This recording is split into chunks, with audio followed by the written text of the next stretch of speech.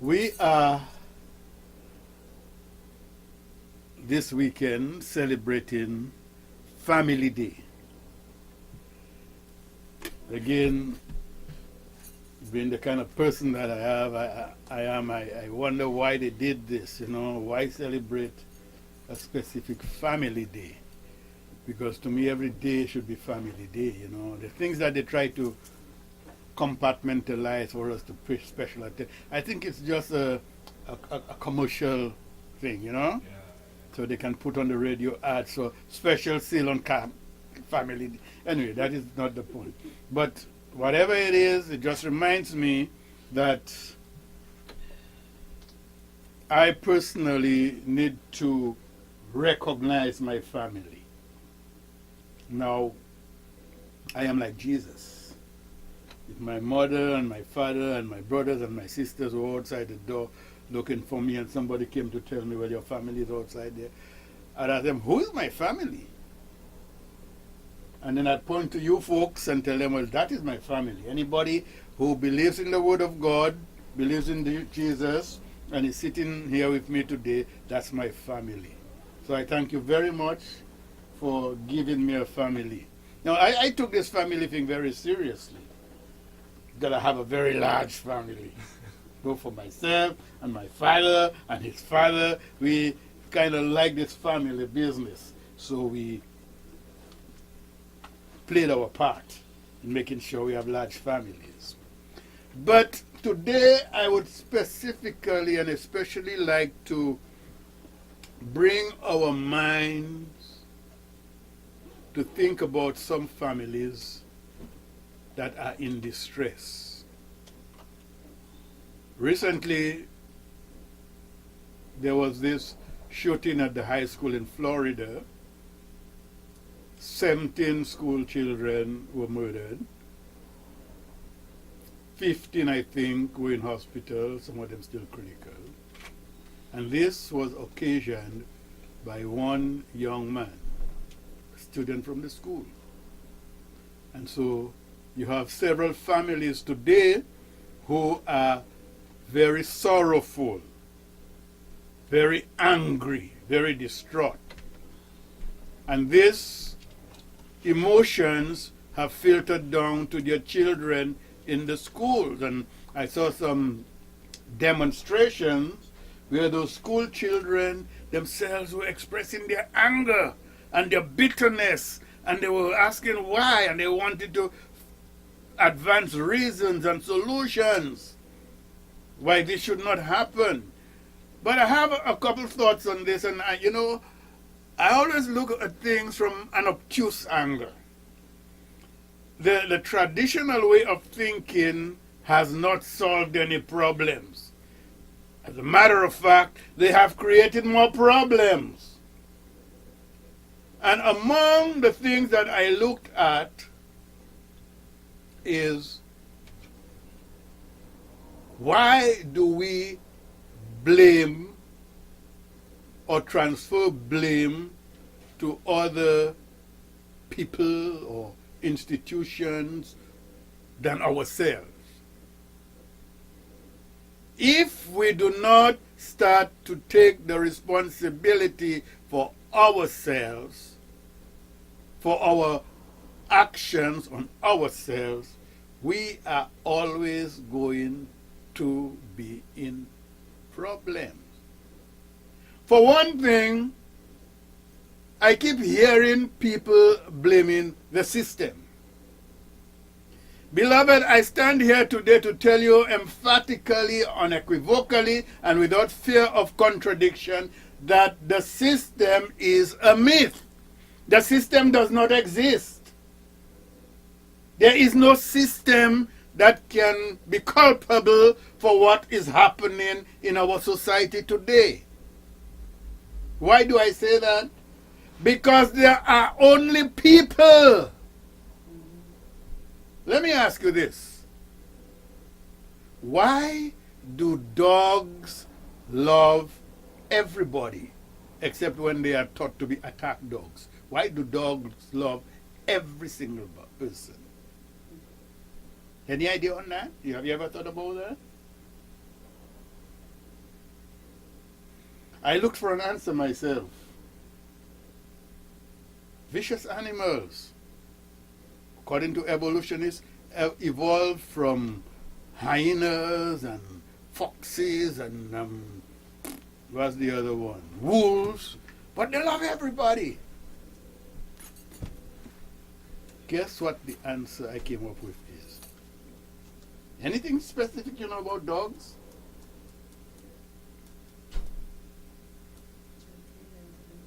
Huh? I know they love their master. Yeah. But more generally, dogs are colorblind. Really? Dogs only see in black and white. Yeah, they don't see people. Dogs don't see colors. Oh yes, true that. Hello? Amen. True that. True that. They say Isn't that people amazing? see in the eyes of a baby. Yeah, no, it's true. Now, It's true. we as human beings, we see people in so many different categories. Who are not black, white. Who not white, red. Who not red, how they call them? Yellow. Who is not yellow is Asian. Who is not Asian is Scandinavian. And so when we have a problem that is generated by ourselves. Now, I will explain that. You will tell me that, well, black men not responsible for what is happening now. I will tell you, just wait a minute. I will show you. When we compartmentalize people in that way, something happens that we don't want to take the blame for, we blame somebody else. Why do we blame the Chinaman for the coffee maker that breaks down in our kitchen? Why? Because we don't make it. Because we never think of making a coffee maker. The Chinaman decides, well, we're going to make coffee maker. And then we turn around for everything mechanically wrong in our society. We blame the Chinaman because everything we turn over, we look at it, we see made in China. That's what we do. We find a reason to blame somebody else for our inabilities, the stuff that we cannot ourselves perform. So when I talk about a black man being responsible for whatever is going on, I am thinking from the perspective that the black man is doing nothing. Now again, one of the things that I have to remind you, I only say black so you can understand a different complexion. But I remind you that I want you to stop thinking in color. Stop thinking black, white, yellow, Chinese, Iraqi, or whatever. Stop thinking that. That is the basic fundamental principle that will start us on our way to solving the problem. We blame the NRA for the shootings in the schools. Nope, they're not responsible. Who is responsible? We, the parents, who sat back, relaxed, and maybe agreed with those who were taking prayer out of school. I have no problem with saying that. Amen. Whether it's Muslim prayer, whether it's Islam prayer, whether it's Hindu prayer, whether it's Christian prayer, to level the playing field according to you, let's just take it all out. So what happens? All the beautiful, moral, ethical, spiritual teaching has walked out the door. I spoke to you about the demon that was taken away from the man, and when it went wrong, it came back and found the house well clean and garnished. Well, the schools were clean and garnished for a while, and then what happened? Worse! What was the problem with religion in the schools? The biggest problem that they had was that some children came with crosses, some came with, how they got, hajib? Hajib. Huh? Hijab. Hijab. Hijab. Some came with those little caps, skull caps, I'll call them. That was the only problem. If you didn't like my cross and I didn't like your hijab and you didn't like my skull cap or whatever, we didn't have much of a problem. We just don't look at you. Now it's different. They have no focus to disagree on, so they just come in with an automatic rifle and wipe out. Now, what is the reason for the school shooting? Do the shooter come in to purge out the evil? Does the shooter come in to make things better? Does the shooter come in to wipe out evil that they have seen? Well, society has decided that the only reason that a school child will come in with an automatic rifle and kill 17 children is because he's mentally deranged. Now, I'm going to be jumping here and everywhere. I don't mind. Today, I'm just letting it go because in respect for the families. I'm just going to throw out stuff to you that I need you to think about. The guy was mentally deranged. And he came in with an automatic rifle and killed 17 children, wounded 15. The words that I did not hear this time, and I'm very bemused about it, there was no mention of terrorists. There was no mention of immigrant. There was no mention of the regular things that we would normally use to excuse. So now we go down to mental illness. Now let me ask you,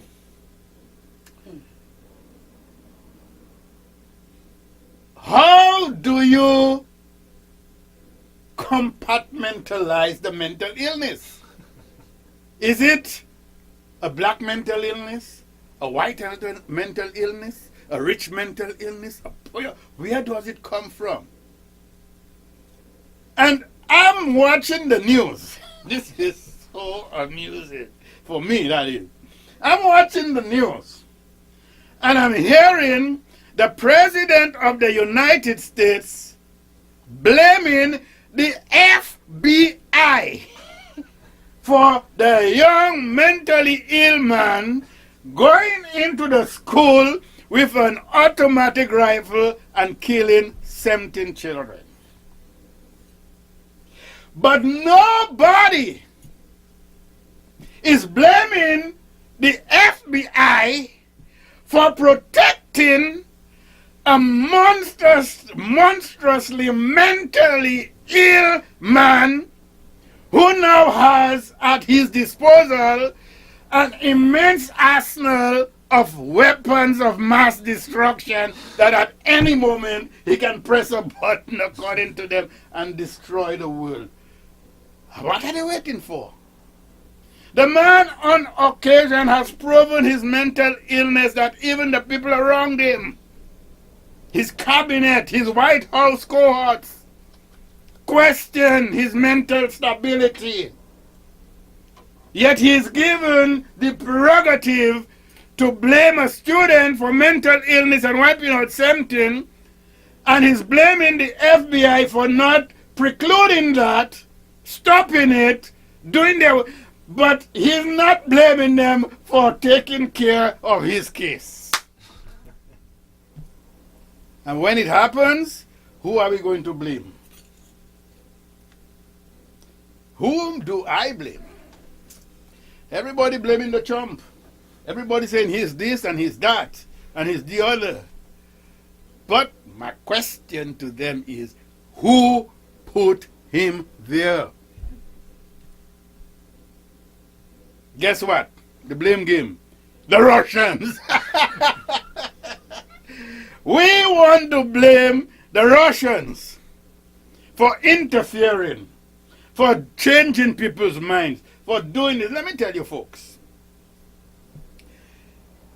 If an American mind is hard to change. America is focused on food, on money, and on sex. Oh, how can you say that? Yes, I can. Look at the TV. Listen to the radio. Look at the magazines. Look at all the billboards around them. It's either McDonald's, KFC, or... Say that again? Arby's. Or Arby's, Arby's. or perfume, or Victoria's Secret lingerie, or lottery. These are the things you see on the billboards. These are the things you see on the TV. That's what you hear on the radio. That's all they're concerned about. So when they make up their mind about who they're going to put in the White House, listen to me, Russia cannot change that. I'm telling you. Now, America is supposed to be the preeminent country, state, government, whatever you want to call it, the protector of everybody else. How do they protect? By bombing, by shooting, by sending Marines, by sending Army, by sending CIA, by sending FBI.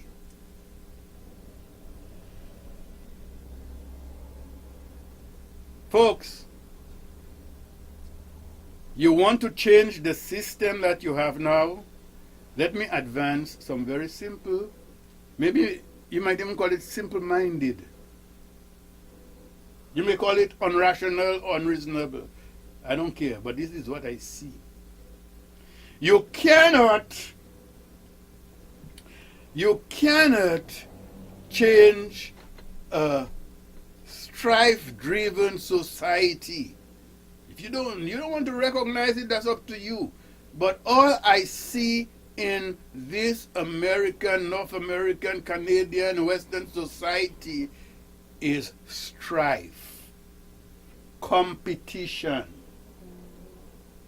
It's an environment where everybody is trying to be better than everybody else. Not even in a nice way. I am a better killer than you. I have the best Marines. I'm a better protector than you. I have the bigger guns and the more dangerous nukes. I'm a better security than you. I have the best fighter jets. I have the best warship. That is what is being propagated in society daily. Not once in a while, not when there's a problem, but daily. Who are our heroes? Oh my goodness. Who are the people most celebrated in our society as heroes? Anybody can tell me? Patriots, soldiers, veterans. I'm not knocking them because I know the price of freedom is not free. I know that. But when you have that overbalance, where all the people that you look, even your national anthem, they need to change that national anthem. Believe you me. All the national anthem speaks about is what? Bombs and guns and the fight and all of those things. That is what you have people standing up and honoring daily, yet you cannot have them stand up when we say the Our Father in school. Come on. Amen. They cannot stand up when somebody gets up to pray. No, let's take out prayer. Let's have the national anthem. And when one man decides to protest this, I'm with him. Anytime I hear the national anthem now, in my old age, I'll still try and take a knee. Believe you me. You know? Because there are issues, there are stuff that we can do that will more readily be an example of our striving towards peace and equality than praising a war, praising fighting, praising bombing. We have to start at the very foundation. Folks talk about preventing or legislating against automatic weapons.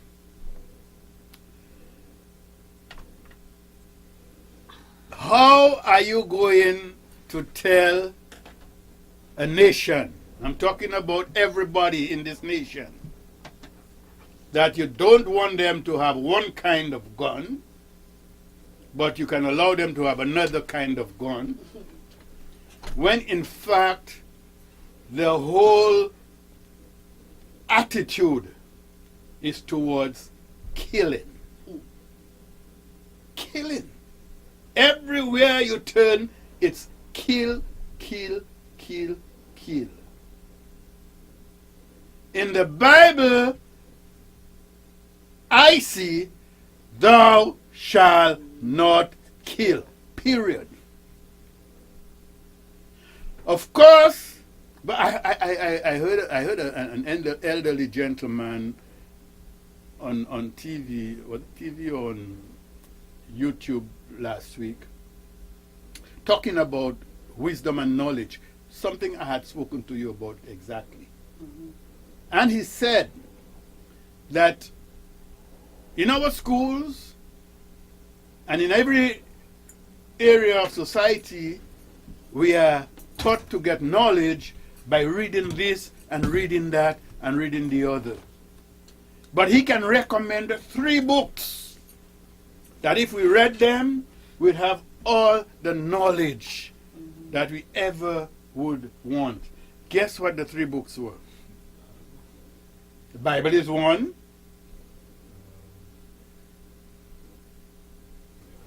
The Quran is 2. The Torah. This guy says if you read these 3 books, there's no other book you need to. And you know how much I agree with that. I've told you this over and over and over and over. If you read these 3 books, he says no matter how people will tell you that Christianity was responsible for all the slavery and all the this and all the abuse and whatever, you will find out that Christianity was also responsible for the levity that exists today. That people love each other, that people have compassion, that people have care for each other. That is Christianity too. Same thing with the Muslim principle. The Muslim will tell you all those things about women, that you should keep them down and all, but at the same time spreads love and brotherhood. And so everything has its 2 sides. And you have to be able to acquire the knowledge from those. So here we come now. The Bible tells you thou shalt not kill. And from the beginning, the Bible shows you where killing is punishable. In the case of Cain, he got off very light. In other cases, people were punished severely for killing. But in our human type of relationship and behavior, we have to decide who thou shalt not kill. We have to decide. We can, don't kill a dog. Don't kill a cat. Don't kill my pet. But kill a cow. Kill a chicken. Kill a bear that is looking for its food and not troubling you. Kill it. Hunt a lion that's in the jungle enjoying his life. Go kill him. And do you stop there? No. You have an attitude of killing. And you take it a little further. These things that I just spoke about, they may not be able to fight back. They may not be able... Yes, they can kill you if they find you or they get on top of you. But you can kill them for sport. Some of them you kill them for food, yeah? And you have the excuse that I must survive. God says, I give you what? All the seed-bearing trees and the herbs of the field for your meat. That's what God says. So that's why you should stop. But no, we go on. But we go all the way now and we decide, you know what? This brother, they're messing with me, let me kill him. Do you find that strange? No! It's not strange because you have ingested that feeling of killing, that attitude. And you know what happens? Talk to anybody who kills. And they'll tell you the first time, it's scary. The first time you go to kill, it's like, you know, you may have some kind of remorse. You may have some kind of hesitancy. But after the first time, it's like a drug. It gets into your veins. Man, I can take life that I didn't create. I can kill. And you kill one, so then you go looking for others to kill. You have serial killers. You have people just, okay, you know what? I can make a good life out of this killing business. Let me join the army. I'll get paid for it. And paid very well too. And according to the number that I kill, I become a hero. Lord have mercy. That is the mentality, whether it's conscious or subconscious, that is the mentality of human beings today. Be you white, black, green or purple, that it has been ingrained into you. So unless we start to re-educate, maybe not ourselves because we are so far gone, we are entrenched in this thing, but the system of education that we have to start to inculcate in our young people has to start from this point. It's not the automatic rifle that kills. Guns don't kill. It's people who kill. It's not people with mental illness that kill. If you have a mental illness, you cannot enter the army or the air force or the navy. No. You cannot enter the police force. You cannot be an FBI agent or a CIA agent according to them. But let me give you some great news. There is not one person on this earth who is not mentally ill. I'm not. We all crazy. Crazy, crazy, crazy, crazy. Obviously, some are more to one side than the others. But let me tell you, there is not one level person on this earth. If there was, I would like to meet him. That's crazy. Seriously. The level of deviation is dictated to by society. Society determines who is considered more crazy than who. You cannot tell me that in the middle of winter, some human beings take their clothes off, go into a almost frozen lake and dive in to show that they belong to the Polar Bear Club. That's crazy.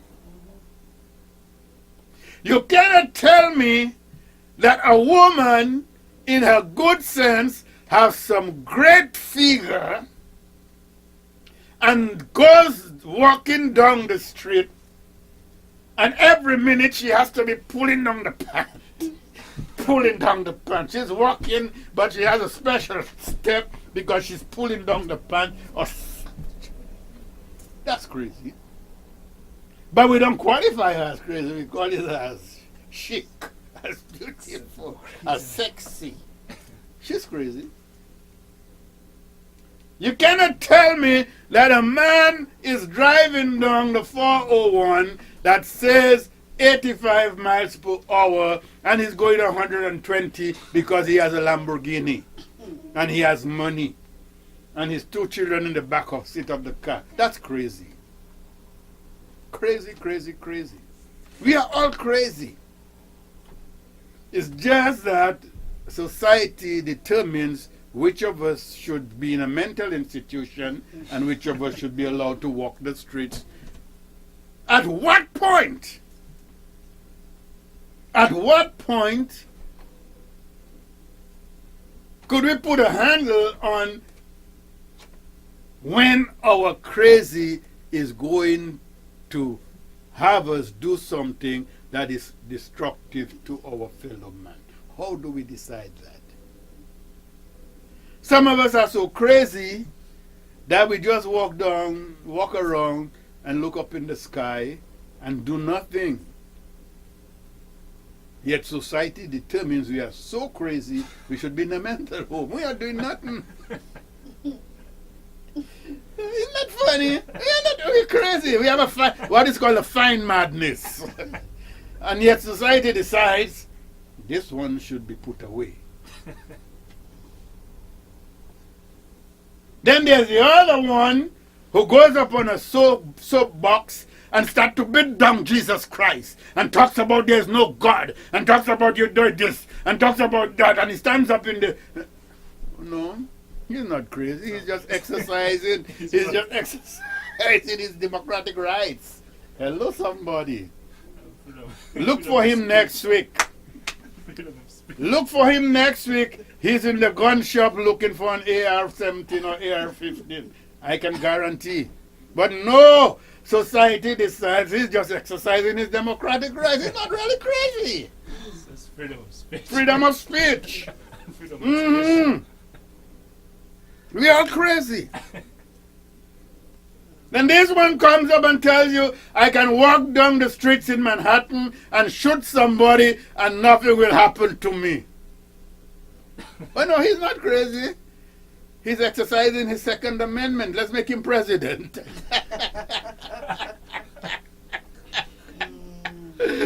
It's a crazy world that we live in. It's a crazy, crazy world that we live in. There's nobody who is not crazy. So when we come to examine the situation where our children are being just shot up and killed, what are the implications? We don't see it because we don't want to see it. But that, beloved, is the end of the human race. Hello, somebody. What do you mean? I mean, if you go to the Bible, let's go to the Bible again. When God was blessing Abraham, he said to Abraham, your seed shall be more than the sand on the seashore. Mm-hmm. And the people in olden times, they recognize that children are God's gift to the human race. It is out of children that the race is propagated. Mm-hmm. If you come down to modern times and you check the methods that folks are using now to secure their financial future, you will see too, it's a numbers game. They call it multi-level marketing, they call it network marketing, but it always is predicated on the power of one. Mm-hmm. You recruit one, and one recruits two, each of those two recruit two more, and so the organization grows. Mm-hmm. And so your financial base grows. Don't you think the same applies to children? In your home, in your family, you have one child, that child makes two, each of those two make one, and that's how it grows. So when you take off 17 at a time, you kill them. That is 17 streams of children possible. I'm not saying they all, some of them might just turn in between and never make a child. That's the two we have to talk about. But there are 17 of them that may never produce. So those 17 streams are gone. But it's worse than that. In your society, you have taken life. You have taken life to be so immaterial. The way you think of life is, is horribly disproportionate. You categorize the death of 17 children and the injury to 15 as a catastrophe. Some weeks ago, 53 got killed. To you, that's a catastrophe. Some time ago, 126. That's what you consider a catastrophe. But before long, you forget those catastrophes until the next one. But what about the 3 million unborn children that you slaughter every year? Through legal murder you call abortion. What about that? Where do those 3 million children come? From your children. And what is the perspective of your children as far as those 3 million children come? Dispensable. You don't have to worry about that. That is how you have simplified and you have caused life to be valueless. And the Bible says when one sinner is saved, brought out from his sinful state, there is rejoicing in heaven. Amen. Think about what happens there when one of God's children die. Die in catastrophic situations. Just one. One life is important, beloved. If it was yours, you would value it so much that you don't want to lose it. So what do? You try to protect it. How do you try to protect it? Not by taking automatic weapons off the market, but by stopping the proliferation of arms and ammunition. By getting people back to the place here. Let me go back to the unrealistic Bible. You love your enemy. You do good to those that hate you. You pray for those that abuse you and despitefully use you. That is a whole new paradigm. And you need to try it because it came from God himself. Amen. It's not something that Einstein invented. Who's the guy who invented the atomic bomb? And when he's finished, he turned around and said, oh my God, I have just started the destruction of the human race. That's what the man said. I'm just paraphrasing. But we don't see that. We just continue. One of the things that I did, what I did when I was looking at this lesson, I tried to find a word.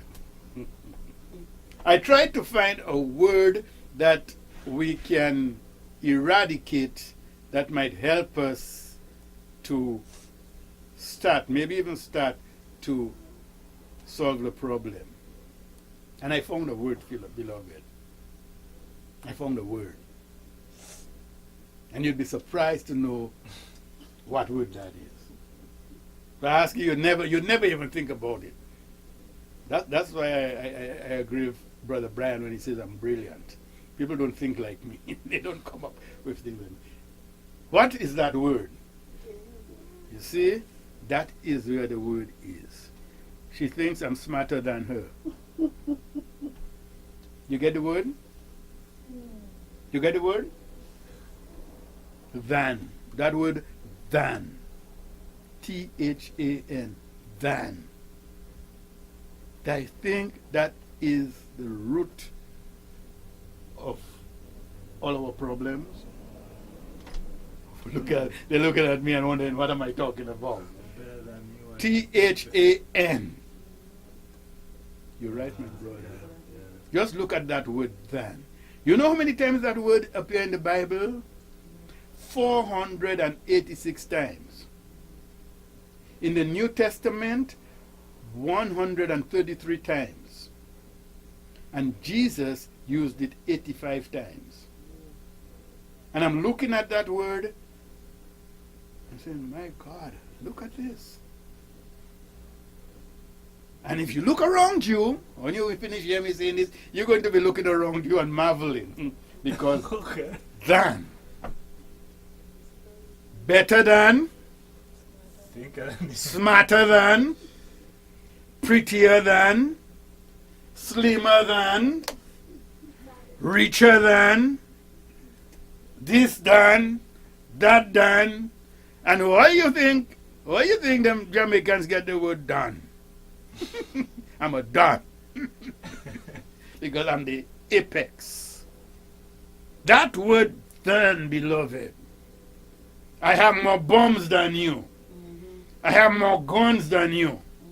I'm faster than you. That word then. Yes. I think we need to start look at that word. I'm only saying this to bring to your mind that than is the word, is the essence, is the foundation of competition. And competition is the crux of our problem.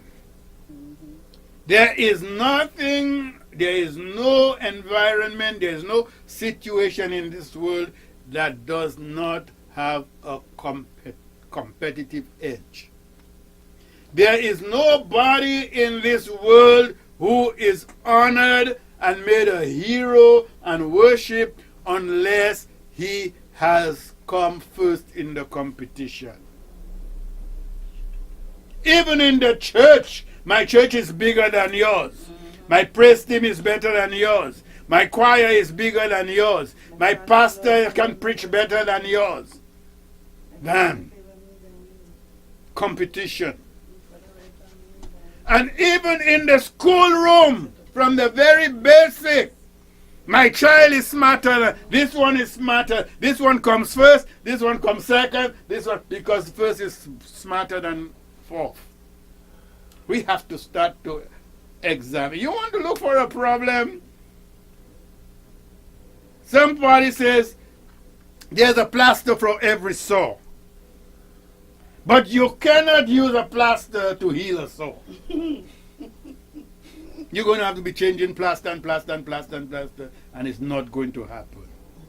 So you don't want to put a plaster on the problem, which is what we are doing. If we attack the NRA and the Second Amendment and deal with the gun thing, that's just the plaster.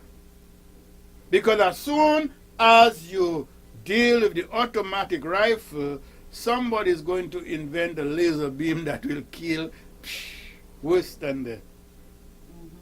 And they have done that already, if you know what I mean. So it's not the plaster that will take care of the problem. You have to get to the very root. You have to get to where it starts. And this is where I'm bringing you then. You know? Start with then. Take then out. Put like instead. I am like you. I am like you. He is like her. She is like him. You look at what is going on now, Pyeongchang athletics. They have competitions so that they can find who is the supreme better than everybody else. You go on the soccer field, which team is better than... Of course, we have folks. As a matter of fact, I remember in the song Desiderata, do not compare yourself with others, Because there will always be people who are greater or lesser than you. You may become vain and bitter. That is it. And when you're vain, you believe you can walk on everybody else and abuse everybody else and do everything that is not conducive to living together with anybody. And when you're bitter, you take an AR-17 and kill them. That is the purpose of competition. That is what happens. And in the process of competition, when you look behind the scenes, there are people who are cheating, who are killing, who are stealing just to be than somebody else. We want to examine that, folks. And this is why, like when I spoke about the situation of the dog not seeing color, and I said this before, I taught this in this church before, stop talking in terms of color or ethnicity, Amen. of location. When you see somebody, don't see a Chinese because their eyes screw up. I'm not Chinese, look at my eyes. Folks, as a matter of fact, I had a cousin when I was growing up, he used to call me Chinese eyes. I'm not Chinese. Well, maybe I have Chinese in my blood. Maybe I should check, how do they call it, DNA, my DNA, to see if I'm not from China. But you need to see a person. You need to see an individual who has the same authority, the same responsibility, the same rights, if you want to call it that, as you. That is how the problem is going to be solved. I'm not asking you to do like the reggae artist who says, my wife and my girlfriend are friends, that's the only way the problem will end. No, I'm not advising that. But I'm advising that you look at other people, not because of the color of the skin. I went into a store not too long ago to get my car repaired. And when I was explaining to the attendant what was the problem, after I explained to him, he looked up at me and said, "Whoa, you're very eloquent." I said to him, "I know what eloquent means. Do you mean because my skin black I shouldn't be eloquent?" He was shocked that I came out that way. But there it is. He's Asian. And he's looking at me as a black man and telling me I'm eloquent. If a white man had come in there with coat and tie, he would never say that. We have to stop thinking in that type of manner. When somebody comes to us, we don't, because they're working in the laundromat, think they are Cambodian or Chinese or whatever. No, there's somebody working with a job that you maybe should be doing.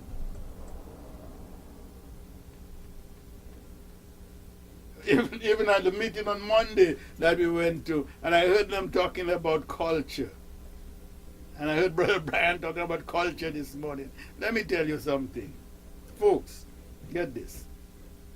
If you're in Nigeria, it's okay for you to have a Nigerian culture. If you're in Jamaica, by all means, ackee and codfish culture. But you're in Canada, folks. Folks, in Canada, it's culture. Canadian culture. It's maple leaf syrup. It's skitty, slap, pookie. Hockey. Sloppy Joe. It's sloppy Joe. It's waffles. It's macaroni and cheese. That's the culture. Don't fight it because you're fighting it and you're wanting to insist on your shish kebab not having lamb but having chicken or that kind of a thing. It means that you are already setting up yourself for a fall because the Canadians are not going to let you beat down their culture. So I said to the people on Monday, I don't know if my sister heard this, why are you talking about culture? Talk about multiculturalism. If you want to have an affair that you want to cater for everybody, it can't be culture. It has to be multicultural. Some people will eat fish, some will eat codfish, some will eat stew pork, or something. Guyanese will have, how they call it, stew peas. Different people. You have a culture, you have a community where everybody has to contribute to the advancement of the community. You don't compartmentalize. Amen. In this community, we have Greeks, we have Italians, Russians, Lebanese, Syrian, and Everything African. Trump would like you because you have Norwegians. We have Africans, we have Biafrans, we have everybody. So it cannot be a cultural activity. It has to be a multicultural activity where everybody puts in a little, and that already makes it a whole new culture. Amen. Yep. Because what is culture? Culture is things that the people around do, people in the community do.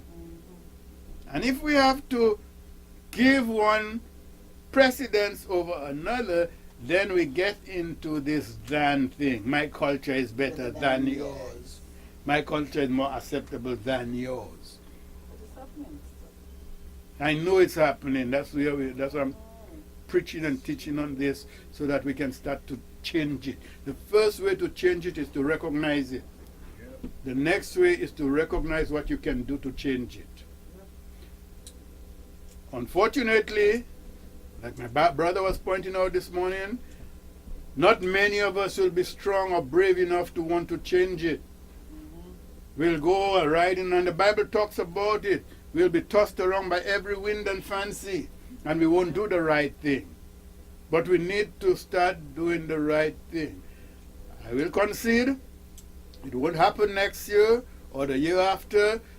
Sometime in the future, we're going to have a greater disaster than we have ever seen, and we will still be asking the same questions. We will still be blaming the same people. We'll still be putting it on mental illness. But we have to start treating our mental illness right now. Our mental illness is not on people who arbitrarily do arbitrary things.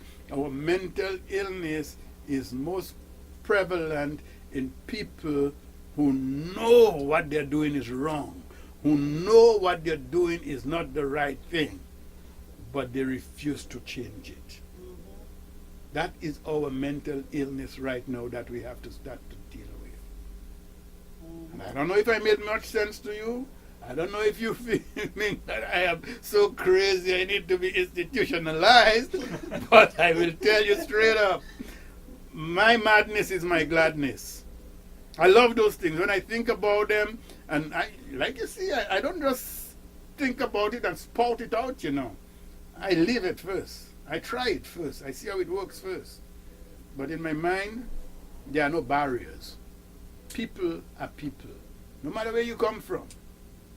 No matter where you come from, and the Jamaican artist thinks, no matter where you come from, as long as you're a black man, you're an African, I agree.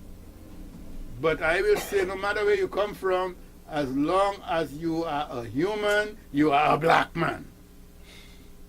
That is the sum total of everything. When you look at this video, you will get some insights into where I'm coming from with this statement. Don't send the cops to look for me, to put me in jail, because that's when I'll start my prison ministry. To God be the glory. God bless you.